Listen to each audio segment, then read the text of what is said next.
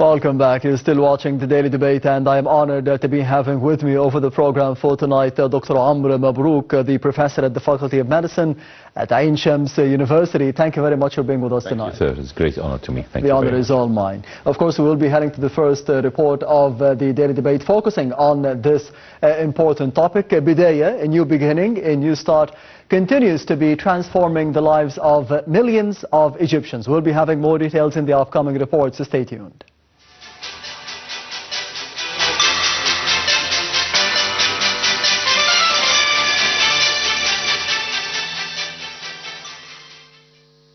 Egypt has launched the National Human Development Project Bidaya, or Start in English, upon directives of President Fattah al-Sisi. The project underscores the state's commitment to building the Egyptian individual and a decent life for all citizens across health, education, culture, sports, job creation, and engaging community members in decision-making processes. The ambitious initiative Bidaya aims to ensure that all citizens benefit from the nation's resources fairly and effectively, promoting social justice and sustainable development across Egypt. Its main goals include preserving Egypt's national security and foreign policy, building human capacity and boosting welfare, creating a competitive economy attractive to investment, and establishing political stability and national cohesion. This can be achieved by improving healthcare, education, and social protection, and creating more job opportunities. It will also focus on empowering women and youth and equipping them with skills needed in the market. Moreover, the government stated that the project will involve coordinated efforts across various ministries, civil society organizations, and the private sector to maximize resource utilization and ensure that development benefits are shared widely. Bidaya aligns with Egypt Vision 2030, the National Dialogue's outcomes, and the government work program. The initiative also aims to enhance human capabilities and skills, create healthy and athletic generations that are culturally enriched, and uphold values, ethics, and principles, with the support of Al-Azhar, the Egyptian Church, and the Ministry of Religious Endowments. Furthermore, it targets establishing creative and innovative generations capable of utilizing modern technology and possessing skills and competences needed for the labor market. Additionally, it aims to develop the government sports, health, education, and culture sectors, strengthening the role of the public and private sector and civil society in providing services and achieving integration among them. The project also seeks to update laws with the help of the Ministry of Justice and the Ministry of Parliamentary and Legal Affairs and Political Communication, ensure social protection through the Ministry of Social Solidarity, and develop local communities supported by the Ministry of Planning, Economic Development and International Cooperation and the Ministry of Local Development. The project's core idea of creating a pathway for Egyptian citizens towards self-development and cultural enrichment, aiming to establish an educated, empowered, knowledgeable and ethical individual.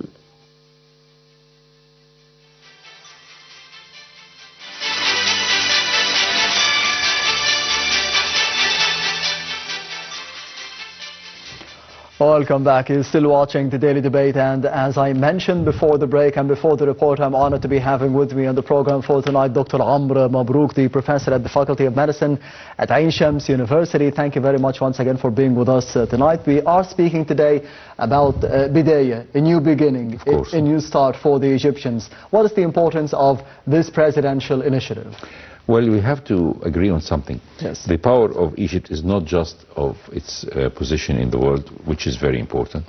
The geographic position of Egypt makes it one of the most important countries in the world, as we say, on the corner of the Mediterranean and overlooking the Mediterranean and the Red Sea, joining between Africa and Asia, and at the same time having a very small amount of sea, or they sometimes call it the Mediterranean, they call it the lake. Yes.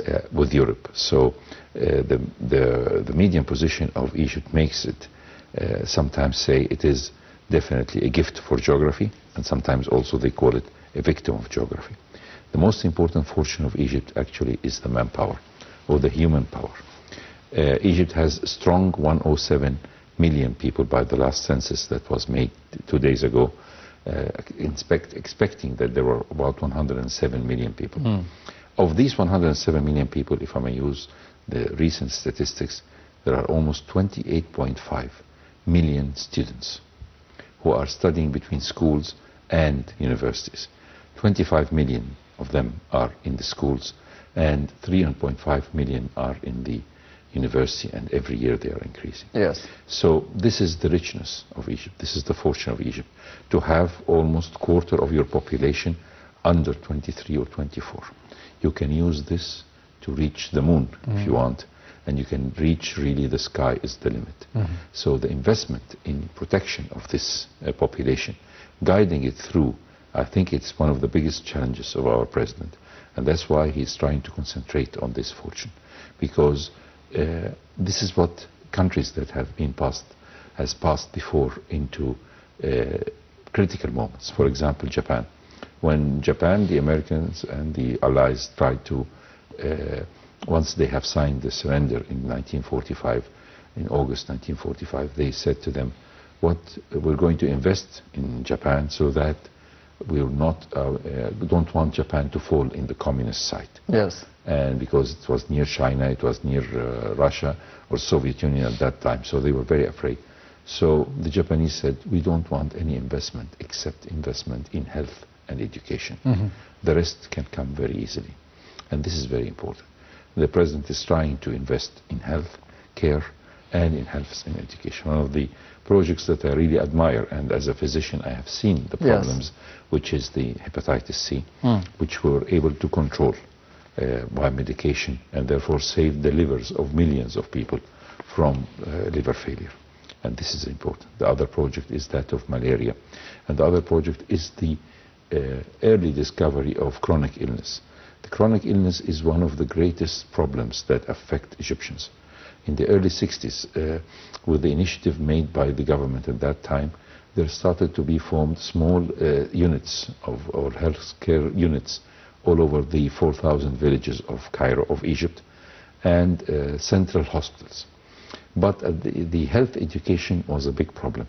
The people tended to know that if they have a headache, they will take the hypertensive, the anti-hypertension pill. Yes. And if they have going a lot to the toilet, they will take the pill of the diabetes. But they will not regularly take it. So therefore we have found ourselves increasing the mean age of the population, reaching luckily to 74 in males and in females and 73 in males. But what is the quality of this life? How much these people are faring in a normal, healthy life, or are they a burden on the relatives or their families? So in order to make these people productive and not to stay on the active side, whether they are working or enjoying their life, we have to maintain the health education. The health education is to make these people living in good conditions, understanding the ailment that they have, and whether this is through the screening of, which is the project that has been done in the past few years, screening of patients with chronic illness, whether this is hypertension or diabetes, searching for cancer victim patients, not waiting for them to present with late stage cancer. Yes. If we can advance this project, and at the same time the cutting of the long waiting lists in surgeries, all these steps or these initiatives have really made things different.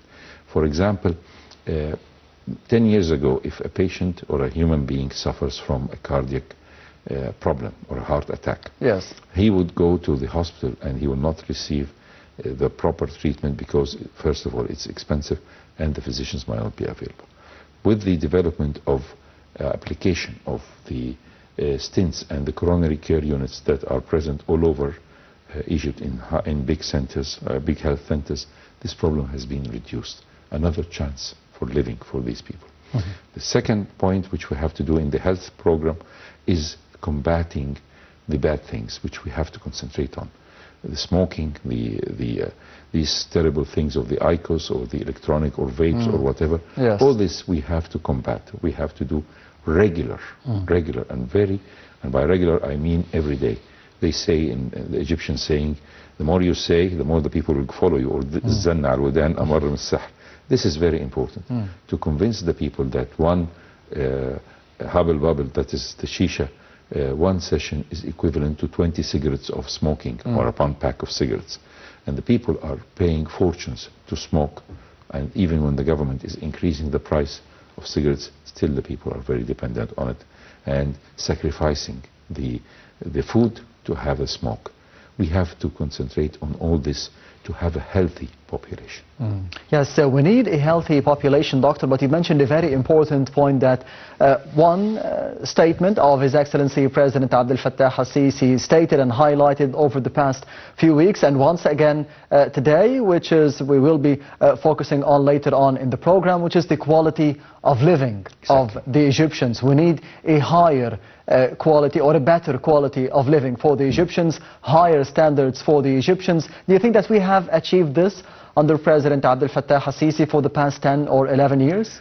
He's definitely trying very hard to pursue this far-fetched aim. Yes. Because in order to elevate the status or the economic status of the whole population, which is 107 million people, and under the circumstances of what is happening on our frontiers, whether this is in the west, the south, or in the northeast.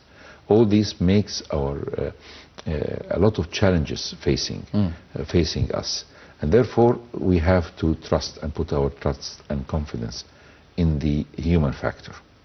Improving the human factor will definitely lead to a greater thing, and that's why the second pillar, which what the Japanese did and what the Germans did.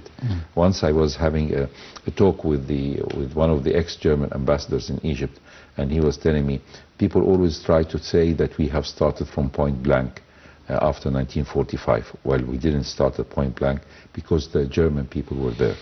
The people who died have died in the war, but the rest of the population was educated, and they were technically fit and technically educated. So that's why they were able to recover very fast.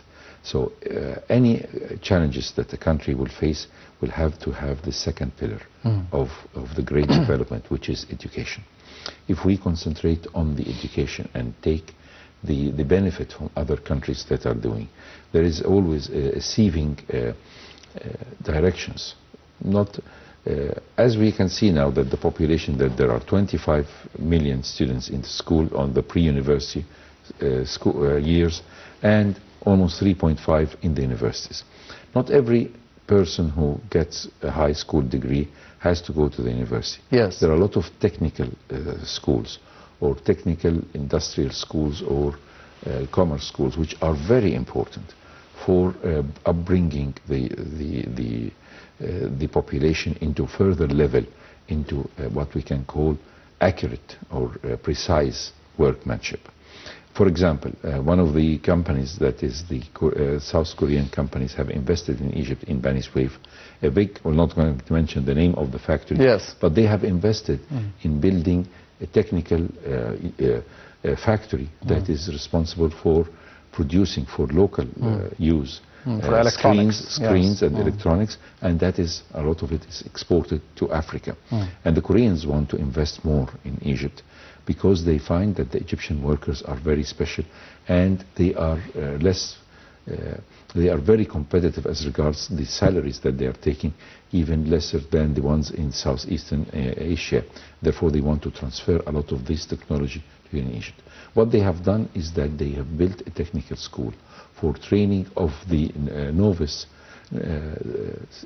workers that have joined the force, to improve their skills in Bani Suef. In Bani Suef, and in other factories. So working on these models will definitely lead to a great improvement. Education is an important pillar, and what type of education that we should do or we concentrate is what the types of education that is good for a huge population like the Egyptian population, which is, if we have a lot of manpower, then you will try to work on or attract the investment of the factories of high dense populated workhouses or factories, such for example the mills of making clothes and different types of that. We can become a very competitive factories with our factories can be very much competitive with the ones in the Southeastern Asia, as we are very near to the West, whether this is Europe, the consumers, or the United States. And that's what they call them, the world premiere. When we're talking about that, we find ourselves, if we concentrate on this particular fields and make these factories quite near to our ports, therefore reducing the cost more and more.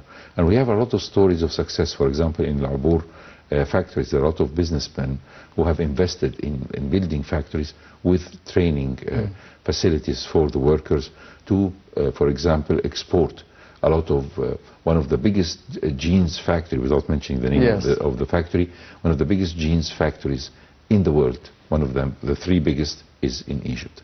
So when we talk about that, we can find that there are a lot of rays of hope, and there is definitely a big amount of light in the end of the tunnel if we just concentrate on this, and always having a lot of hopes. Yes, all this hope on having better education, better health levels, better standards of living, and raising the quality of living for the Egyptians here in the country. Do you think that this has to do with the sustainable development that we are aiming for according to the agenda of Egypt 2030? I was really very happy in the last change in the government that happened, is that the president has appointed a vice president, a vice prime minister for the human development. Yes. And this is, of course, Dr. Khalid Al-Ghaffar, yes, who's working on health and other issues.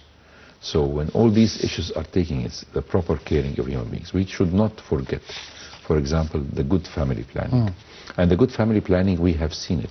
For example, in the statistics which was released the day before yesterday, and we have just seen on the different social medias, is that for the first time the population of Egypt has slightly decreased than I mean, we are increasing 2 million child every year. The number has reduced a bit. This means that the Egyptians are on the right track if they concentrate on raising good, healthy, educated children. And if they have the proper education, they will be enlightened that they will need to give their children the best proper care.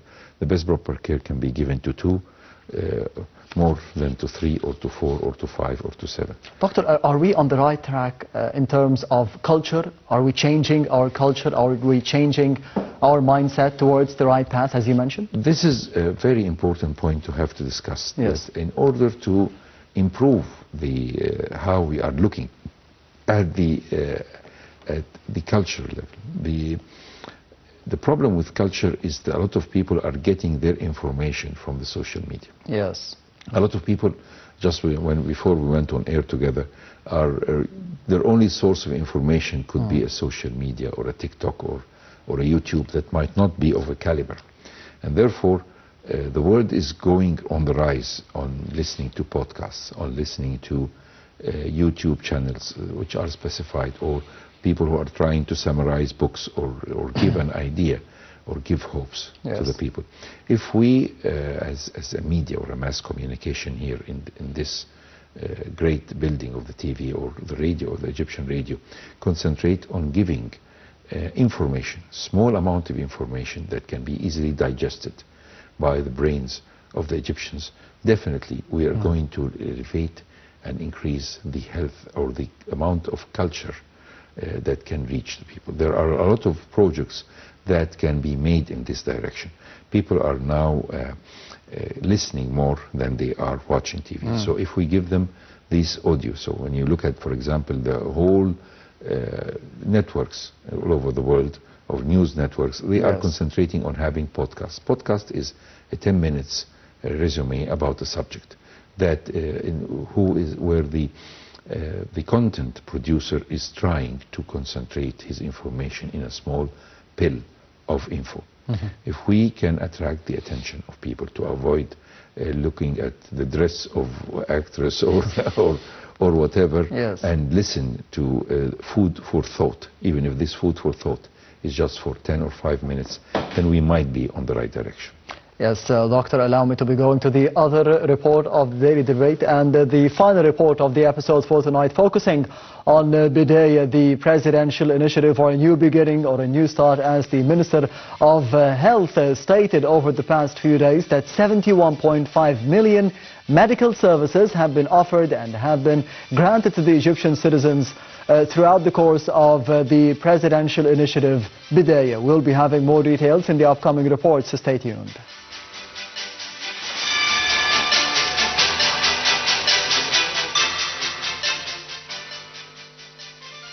Khaled Abdel Ghaffar, Deputy Prime Minister for Human Development and Minister of Health and Population, announced that Presidential Initiative Bidaya, a new beginning for human development, has provided 71 million services since its launch. During a 4-day period, the initiative delivered 8,776,000 services. Among these, 36,049 beneficiaries, particularly women, accessed services related to empowerment and training through 231 specialized activities. Additionally, 5.5 tons of meat and food staples were distributed to 5,507 families. The initiative also launched 53 community outreach convoys benefiting 56,839 citizens and organized 77 educational and awareness sessions for various groups with a total participation of 1,900 people. Within the same 4-day period, the initiative extended 195,740 services in youth and sports activities across 36 events. These included guided tours and awareness programs such as lectures and artistic activities on museums and historical sites, increasing archaeological awareness among 3,545 citizens. Campaigns were conducted to raise awareness about the first 1,000 days of life, benefiting 441,000 people through women's social advocates. Bidaya also provided social, educational, grant-based marriage and compensation-related assistance to 66,957 citizens. It distributed food boxes and hot meals to 490 families in need and issued 1,785 disability verification cards and comprehensive service cards. Rehabilitation services were also offered to 6,661 individuals through institutions supporting people with disabilities. In addition to 64,034 citizens received the Careful and Karama support cards. Door-to-door awareness campaigns targeting 24,000 young men and women were carried out to educate them on the dangers of addiction.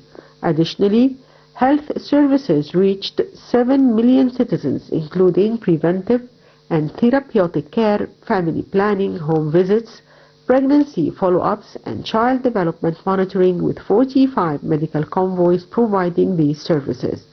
Cultural activities were also prominent, with 995 diverse cultural events, including seminars, lectures, workshops, and theatrical performances, benefiting nearly 150,000 individuals.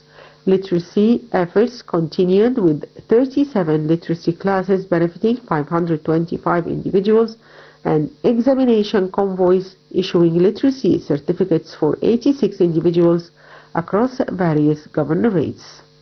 Bidaya initiative also offered training activities as part of the National Mawadda program for couples preparing for marriage, benefiting 3,635 individuals. Documentation and certification services were expanded in mobile units to cover evening hours, delivering 5,416 services across various governorates. Furthermore, 21 events were held to promote occupational safety, health, and first aid awareness, along with sessions on labor rights and responsibilities under Egyptian labor law, reaching 1,079 employees in the public sector.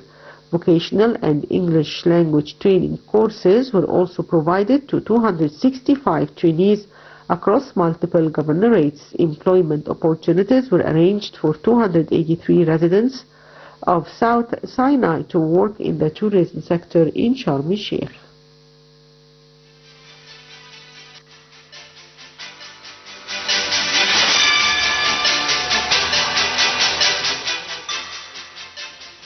Welcome back. You're still watching the Daily Debate, and I'm honored to be having with me over the program for tonight Dr. Amr Mabrouk, the professor at the Faculty of Medicine at Ain Shams University. Thank you very much once again for being with us tonight. We have seen over the past report the statements made by the Minister of Health regarding the presidential initiative Bidaya, but on the level of health, 71.5 million, about 72 million services were offered and were conducted to the citizens. How do you see the importance of focusing on healthcare, focusing on the elements of the healthcare as well, the offering of the healthcare here in Egypt, including the doctors and other people as well in the healthcare sector?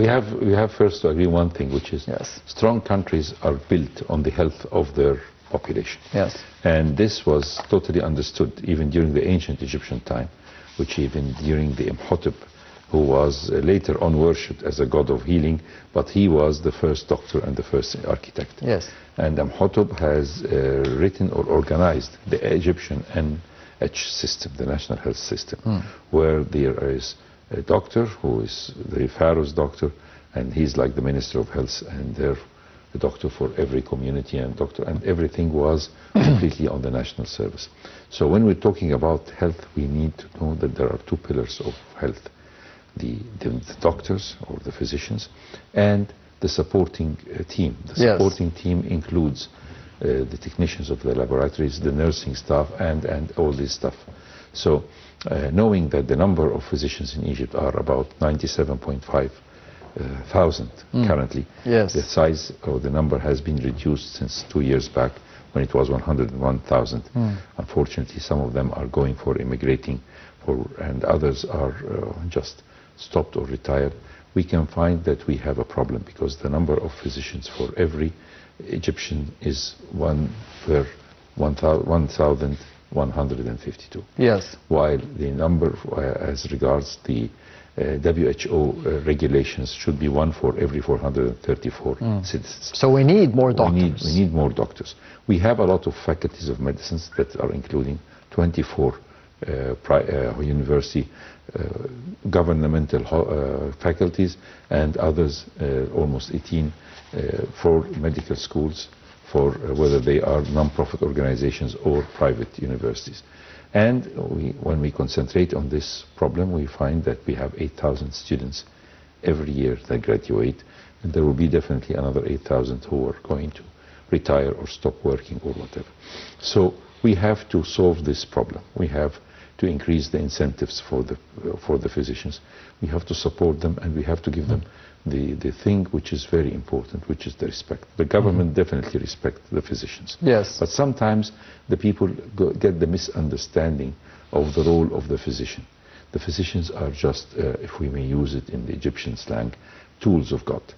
God is giving them the science, and they are using this science to save lives and to lead to the shore of health.